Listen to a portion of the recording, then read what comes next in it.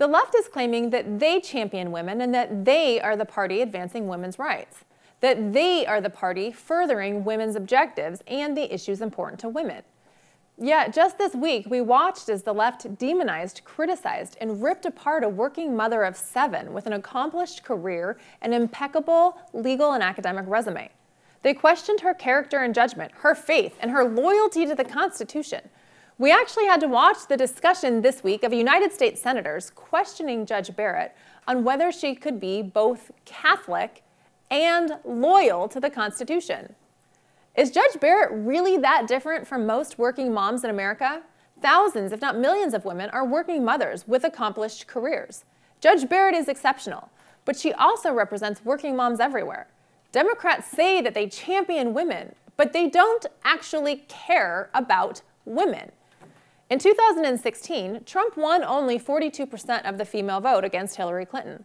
That leaves him with a lot of room to improve with female voters. Democrats seem to be banking on the fact that the women who supported Hillary will also support Joe Biden with the same vigor. I'm not sure that's going to work out. Joe Biden doesn't exactly interact with women the same way Hillary does. Women supported Hillary because they felt they could relate to her or that she was in touch better with their needs more so than Trump. I'm not sure Joe Biden does that any better than Donald Trump, actually. Kamala Harris may help Biden with female voters, but she also doesn't have the same following as Hillary Clinton. With 2 candidates on the Democrat ballot who don't have the same female support as Hillary Clinton, Biden needs to rely heavily on the issues in hopes that women will vote for him on policy grounds to the same extent that they voted for Hillary. So what are the issues that female voters care about? First and foremost, coronavirus response. Women want to know that they and their loved ones are safe. After pushing fear about the virus for months, the left just made Donald Trump a superhero by recovering quickly. Trump just proved the disease can be beaten in a few days now. Another issue? Schools and education. Women want their kids in school safely.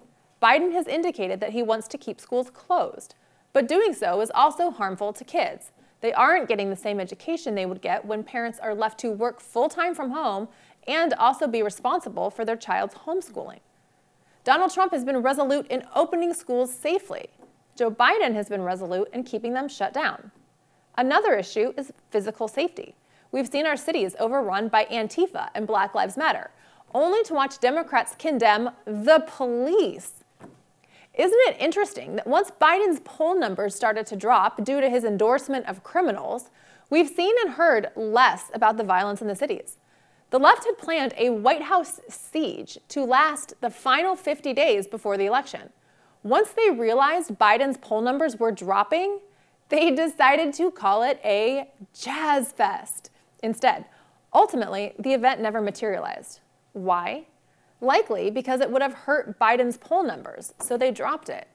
Democrats are losing on the issues important to women. 3 weeks before the election, women are watching Democrats attack Amy Coney Barrett for being accomplished, female, and Christian. The party that claims to be the party of women is laid bare. They do not support women. They support women who support them. It's all about the Democratic leadership. I've made this point before, but it isn't about most American Democrats. It's about the Democratic Party's leadership. If you're a woman and you support the leaders of the party, they'll champion you.